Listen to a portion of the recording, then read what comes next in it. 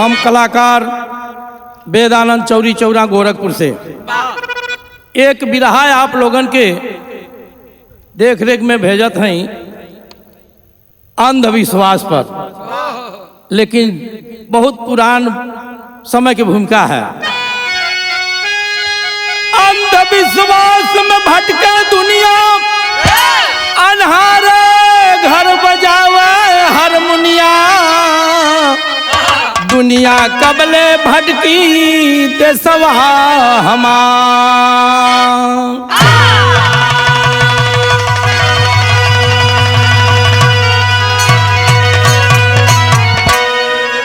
आज भैया यह भारत वर्ष हमारे अंधविश्वास पाखंड में भटकल बा।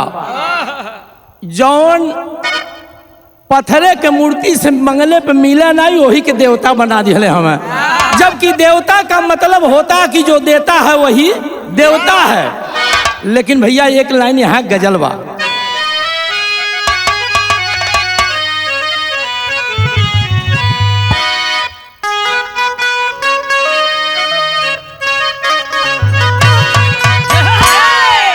करबला चलो करबला चलो,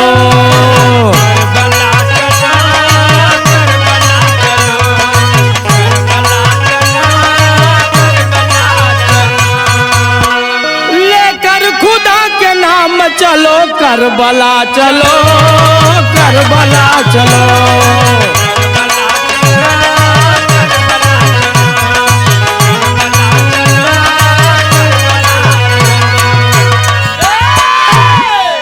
ओरिजिनल लाइन है, पत्थर को पूजते पत्थर को पूजते,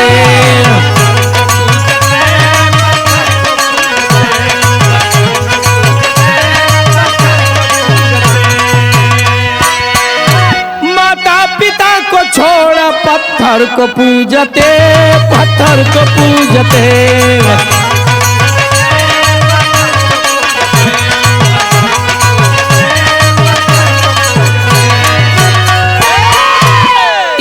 सभी शास्त्र में लिखा गया है कि सबसे बड़ा देवता माता पिता। कौनो ऐसा शास्त्र बा कि ओमन नहीं लिखल हो कि न देवता और भगवान माता पिता के बनावल गए लोग है। लेकिन नजम के लाइन है भैया,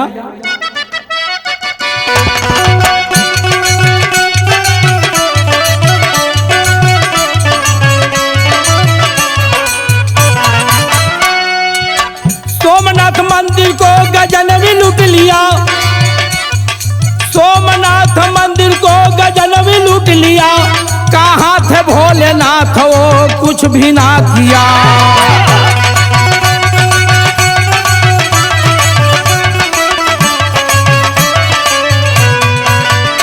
जब मोहम्मद गजनवी सोमनाथ मंदिर पर प्रथम आक्रमण किया, उस समय के पुजारी बलदेव नामक पुजारी महंत थे।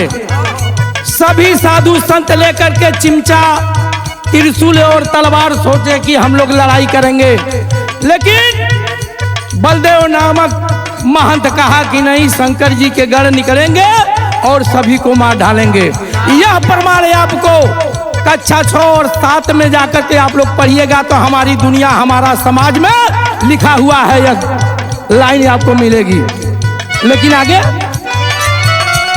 पत्थर पे जाके सभी लोग जल को चढ़ाते, पत्थर पे जाके सभी लोग जल को चढ़ाते, प्यासे माई बाबू को पानी न पिलाते।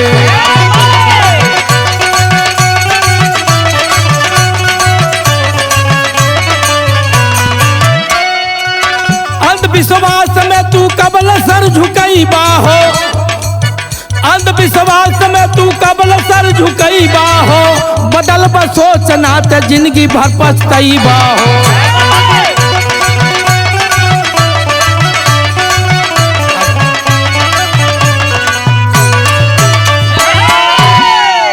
अच्छा भैया, आज ऐसा विडंबना हो गई बा हमारे देश में कि जौने पत्थरे के जाके नहवा बताना उसे कुछ मिले वाला। अगर देखा जाए तो एक इंसान को अगर सुबह से लेकर शाम तक जल चढ़ाया जाए तो पीजीआई में भर्ती करना पड़ जाएगा। यह तबीयत उसका खराब हो जाएगा। लेकिन भैया हो, यहाँ एक लाइन तर्जबा हमरे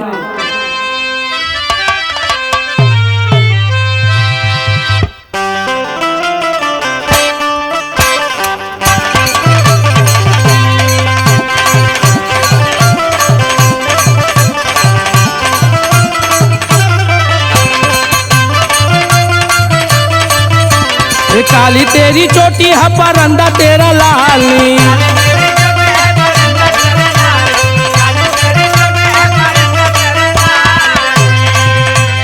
रूप की ओ रानी तू परंदे को संभाली,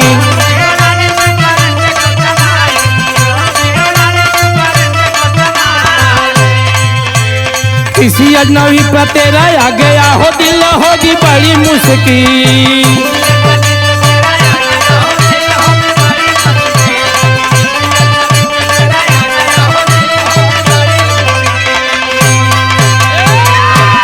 अच्छा भैया, कोनो अनजाने पर दिल आ जा तो बतावा का होई, काम बिगड़ जाई। जब तक ओहर संकेत नहीं तब तक काम बिगड़। लेकिन कैसे भैया, भाव के लाइन में अंधविश्वास वाली कबले ढोबा गठरी,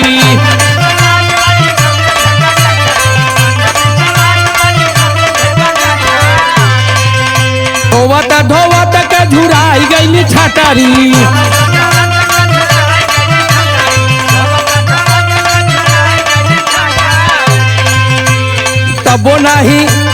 तबो नहीं जागेली भवानी माई हो, पगल आई गई दुनिया तबो नहीं।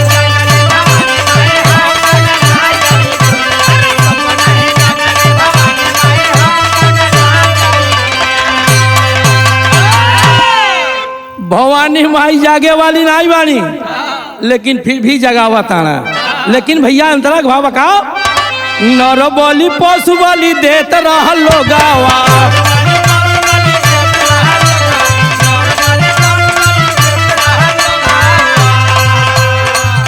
भारत वर्ष में नर बलि तो लगभग खत्म हो गया है, लेकिन पशु बलि आज भी देते हैं। जैसे हमारे यहाँ चौरी चौरा के बगल में है तरकुलहामा, वहाँ हर रोज कम से कम 100, 150, 200 बकरा कट जाते हैं। आज भी यही अंधविश्वास में सब फसल बा। लेकिन कैसे नर बलि पशु बलि देते रह लोगावा,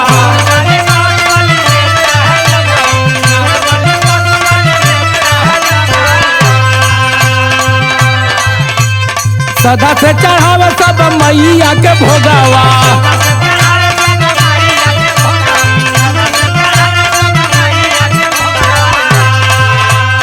तबो नाही जागेली भवानी माई हो, पगल आई गई दुनिया तबो नाही।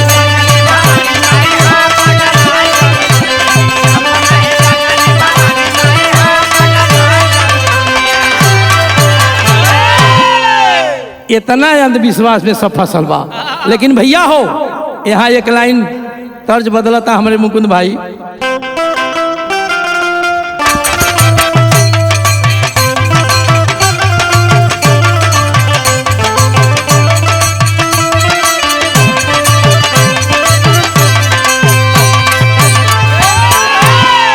रेलिया बैरन पिया को लिए जाए रे, रेलिया बैरन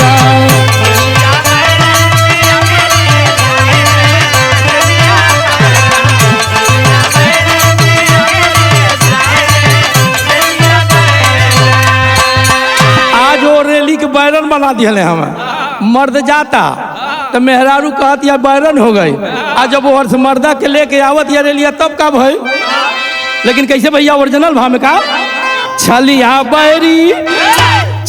बैरी दिया भर मारे, छलिया बैरी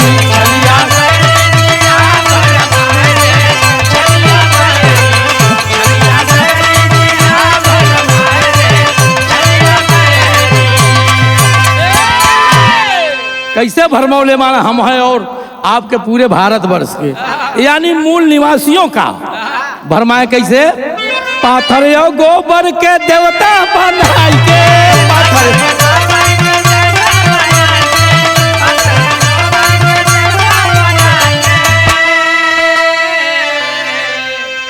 पत्थरे के मूर्ति लगल बा तो वहाँ शिक्षा लेवे के चाहिए कि इनका व्यक्तित्व कर्तव्य और क्या चरित्र है, लेकिन उसे मंगवत का मिली, कुछ नहीं मिली।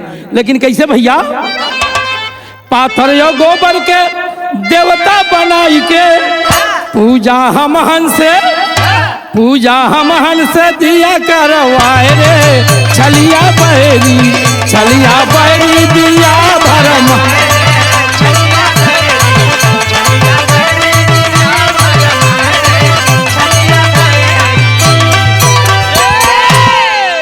और देखल जा 33 करोड़ देवी देवता बनाई के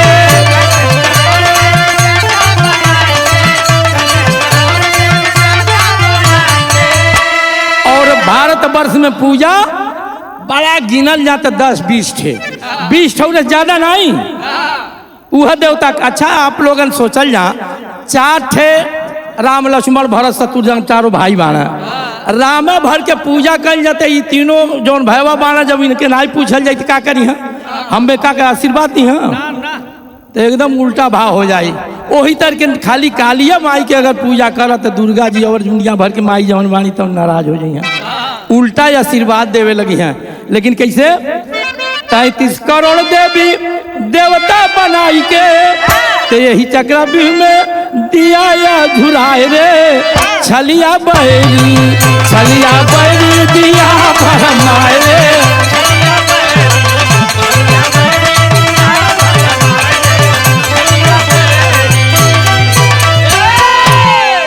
ये तो हमारे देश के व्यवस्था बा, लेकिन यहाँ भैया तेरी भाव है।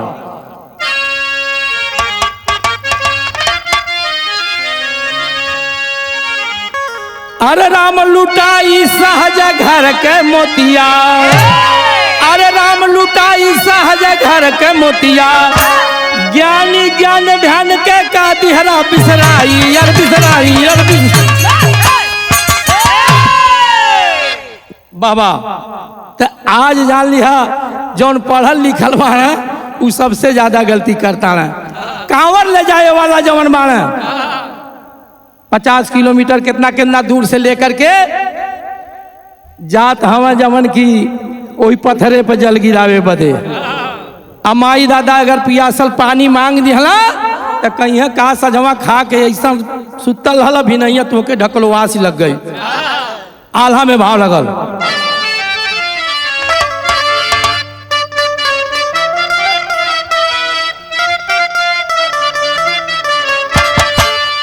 धन धन देशवा धन यहाँ के मनैया ये भैया,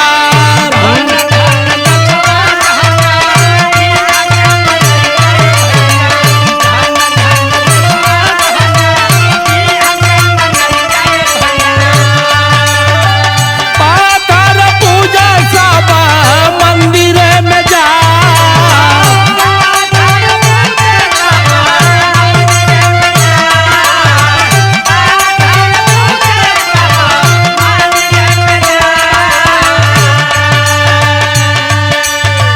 दूधवा चढ़ावे चाट कुकुरा बिलरिया ये भैया,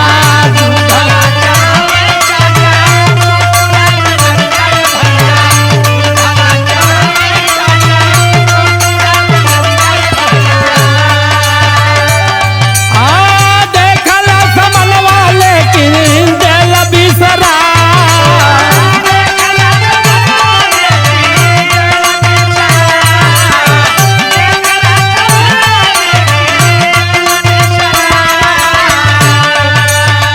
दीपावली दशहरा में सा जावला मूर्तिया ये भैया, दीपावली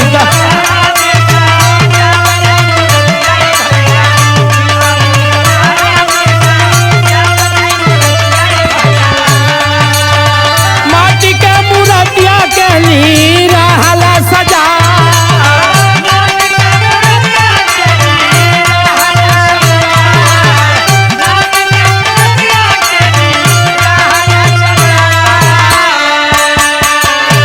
भैया भारत वर्ष में ही दीपावली दशहरा आवत बा, पुअरा के माटी के लपेट के बना के ओमन प्राण प्रतिष्ठा मंत्र के द्वारा करता और ओके हमारी सब भारत वर्ष के जितना बाड़ा सब वही के पूजा करता है, जौने से मिले के नाई बा वही के पूजा करता है।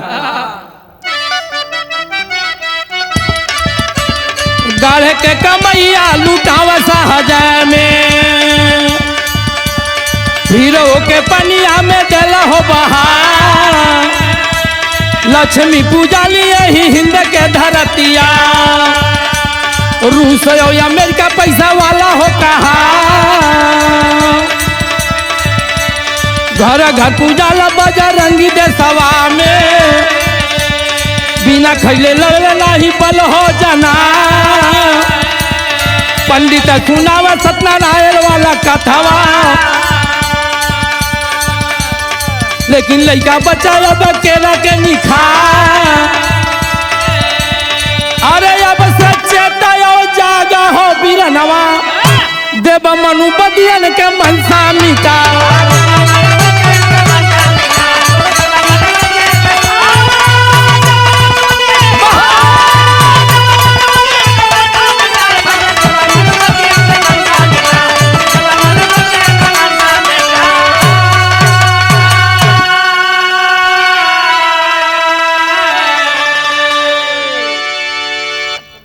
अच्छा भैया, लास्ट भाव है खड़ी के, कैसे?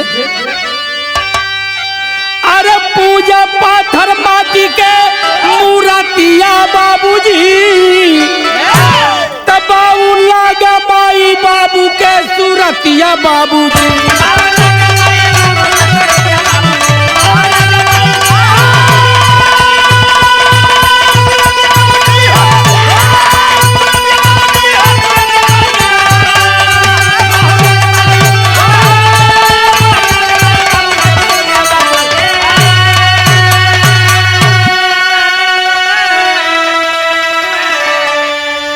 आज जवन वास्तविक भगवान बाण, माता पिता देवता बाण, लेकिन उनके जवन बा सूरत नहीं निक लगत बा, उनके पूजा नहीं करता ना। बाती के जवन कह दिया ओके टाली देता ना। लेकिन कैसे भैया?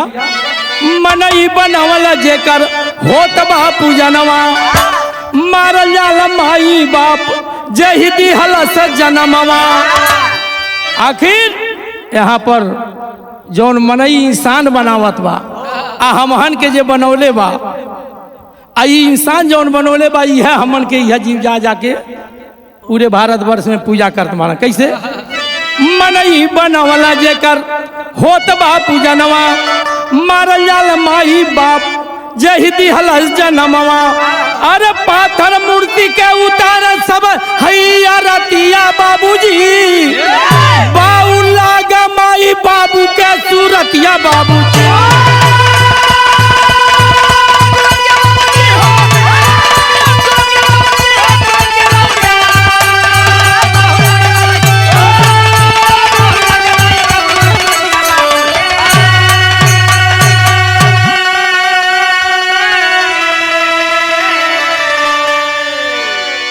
स्वर्ग और नरक यही धरती पे भाई, यही बा। लेकिन हमें और आपके भरमा दिहले माना कि स्वर्ग कहीं और बा। हालांकि वहाँ सीढ़ी लोग लगोले माना, वह लोग जाला या वाला। तो कैसे भैया? स्वर्ग और नरक यही धरती पे भाई, पूजा माई बाप के जिंदगी धन हो जाई। अरे बिनती बा सबसे, अरे हैजता यही बखतिया बाबूजी। अरे बाऊ लागा माई बाबू के सूरतिया बाबूजी।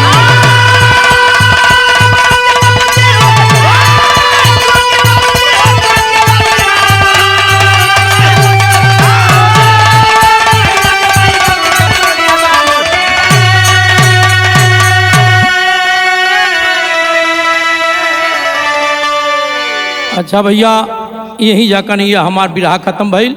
लेकिन एक से निवेदन है कि जहाँ आप लोग सुनिए, लेकिन इस पर विचार करिए, हकीकत सच्चाई पर आप लोग ध्यान दें। माता पिता से बढ़कर कोई देवता इस धरती पर है नहीं, और न तो कोई भगवान है। लेकिन आज सब अंधविश्वास में फंसे हुए हैं। लेकिन अपने आप को आप लोग अपने हृदय से ही, अपने मन को ही टटोलें। और यह हम विरह जो गाए हैं, यह किसी के धर्म पर आघात नहीं पहुंचने के लिए हमने हकीकत सच्चाई कि देवता वास्तविक जो देवता है वही देवता है। माता पिता से बढ़कर इस धरती पर कोई देवता नहीं है।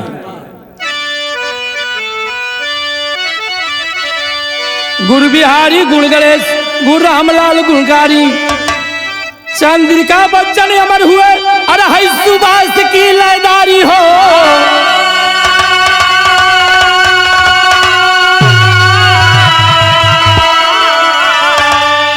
लुटाई सहज घर की मोतिया गाँव वेदानंद पंचन के सिर झुकाई। लुटाई सहज घर के मोतिया।